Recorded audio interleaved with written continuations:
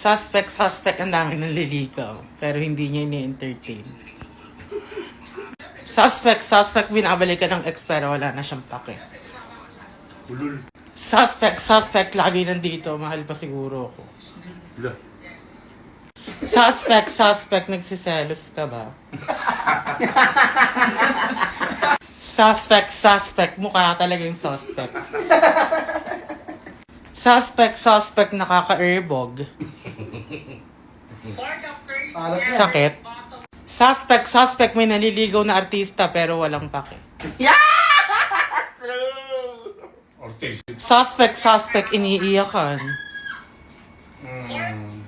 Suspect, kaya yung 4 na notebook. I'm just kidding, guys. Ay, kanina ko ba itututok? Ano ba? Ang dami kong tutok. Hindi sa akin yun Okay, if you want this kind of content, kindly comment for part 2. Thank you for you all, guys. Kindat.